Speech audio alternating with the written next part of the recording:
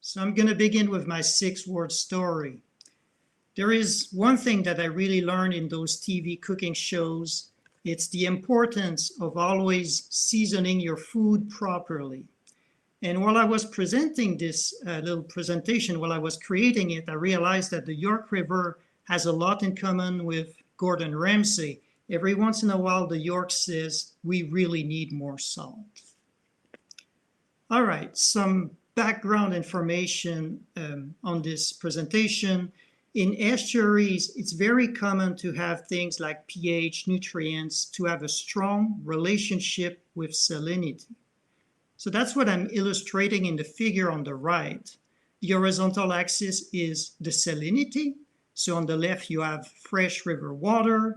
As you move to the right, you are moving along the estuary. And then on the far right, you have the salty Chesapeake Bay. So in orange, you're seeing nutrients, nitrate concentrations. They are high inside the rivers, and then they decrease as you move along the estuary. In blue, you have pH, which is a little bit the opposite. It is low in river freshwater, and then it goes up as you move towards the salty Chesapeake Bay.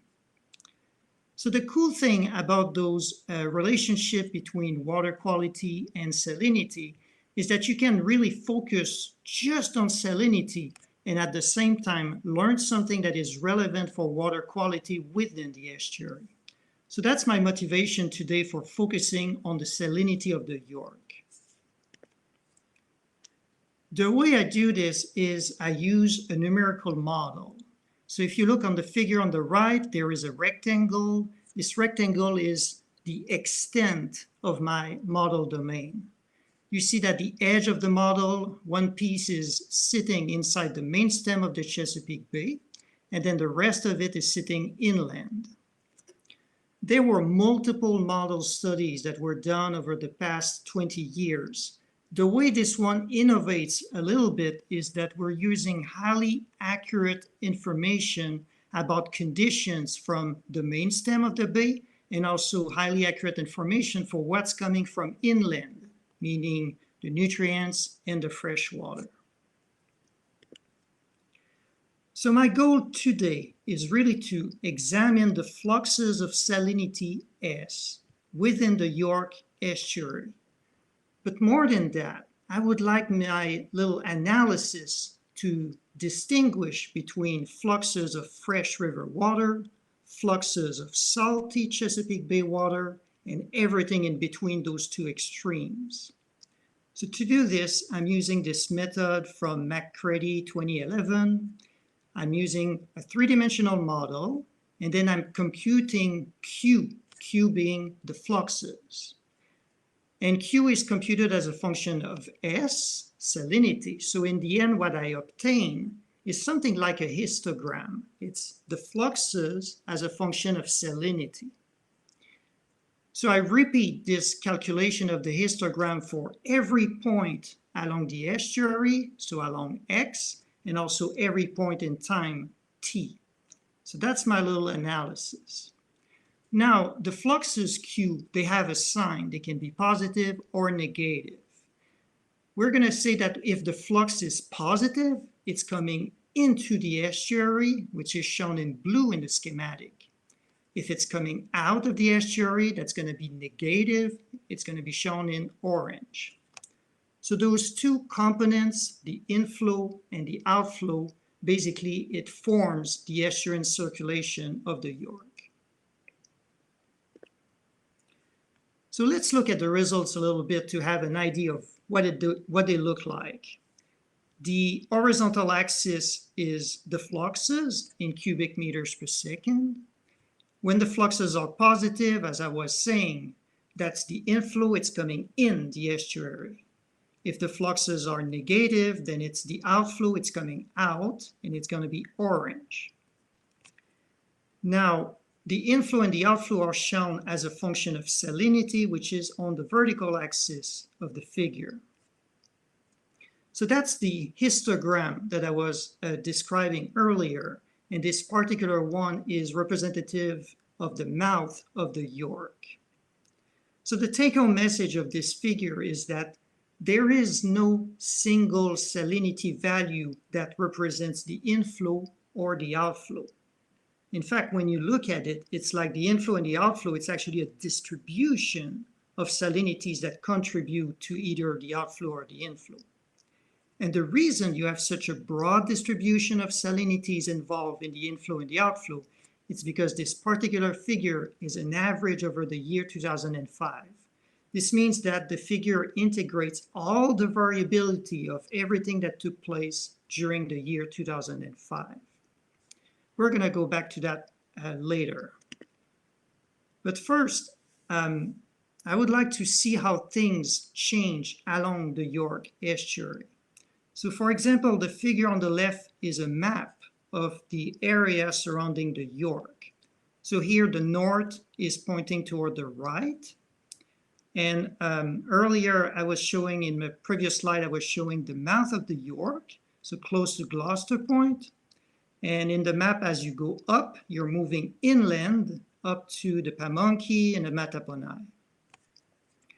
So in this slide, I'm showing how the inflow and the outflow changes along the estuary.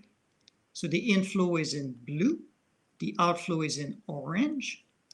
And the first thing we notice in this figure is that the circulation is really strongest at the mouth of the York. And then the circulation weakens as you move further inland. Eventually, once you're well inside the Mattaponi and the Pamunkey, basically there's no salt finding its way there. So the blue curve, the inflow, collapses towards zero. And at that point, the only piece left of the estuarine circulation is the outflow of fresh river water, which is the small negative value you have in the orange curve. So that's how things vary along the estuary. So everything I've shown so far was an average over the year 2005. What would be cool is to see how things change during the year 2005. So that's what I'm doing in this slide. On the top figure, you have the river freshwater discharge in cubic meters per second, and it's in function of the months of the year from January 2005 up to December 2005. And the first thing we notice in this top figure is how much variability there is in the river freshwater discharge. The average value is about 60 cubic meters per second, and the standard deviation is just as large, plus or minus 65 cubic meters per second. So huge amount of variability. The other thing I want you to notice is this period from May to September that I highlighted in light gray. So during this period, the river freshwater discharge is particularly low. Actually, in some days, it's very close to being zero. So this period between May and September, I'm going to refer to it as the dry season of year 2005. Next, we can look at how the circulation varies during the year 2005. So that's the lower figure. In blue, it's showing the inflow as a function of the months of the year, and in orange, it's the outflow. So I won't get into the details of that particular figure, but the takeaway message is that the circulation is relatively stable over the year. The standard deviation of the inflow or outflow is only plus or minus 18%. There is, however, one piece of this estuarine circulation that does change a lot over the year 2005. So that's what I'm showing the top right figure. In blue, it's the salinity of the water coming into the York as a function of the months of the year. And then in orange, it's the salinity of the water coming out of the York. So let's focus on the blue curve. At the beginning of the year, it's about 17 salinity units. And the interesting part is really during this May to September period, the salinity of the water entering jumps from 17 up to 22 salinity units. So that's interesting. That means that toward the end of 2005, it was mostly undiluted salty Chesapeake Bay water that was finding its way into the York Estuary. All right. And this is something that we also see in the data. It's not specific to the model results. So we have this interesting increase in the salinity of the York in 2005. And we asked the question, why is this happening? So to answer this question, I'm trying to put year 2005 into a larger context. So the horizontal axis of this figure is showing the years, 2003, 4, 5, and 6. And then the black curve is showing the observed salinity at the mouth of the York over time. And then you have one last curve, which is a thick gray line. This thick gray line is showing a climatology of what's happening at the mouth of the York. So think of it as the normal way that salinity behaves at the mouth of the York. So now that we have all this information, we can compare the black and the gray curve to get an idea of what really happened, what's the story.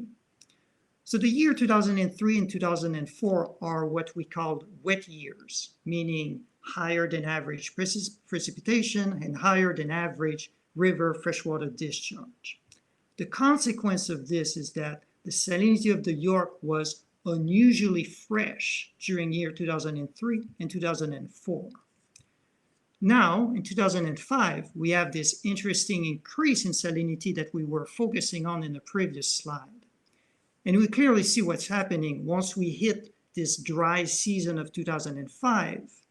The salinity of the York is finally able to recover and to go back to what would be normal condition, meaning closer to the thick gray climatology of salinity. So that's the story behind this huge increase in salinity that we focused on earlier. So this is a summary slide. I'm just going to repeat the most important piece of what we've seen today, is that wet weather can override the seasonal cycle of salinity, and its impact on the salinity can be felt over multiple years, as we saw in 2003 and 2004. And just to circle back to my 6-word story, clearly in 2005, the York River said, enough is enough, we need more salt. And so there are a number of ways in which this very quick analysis could be expanded.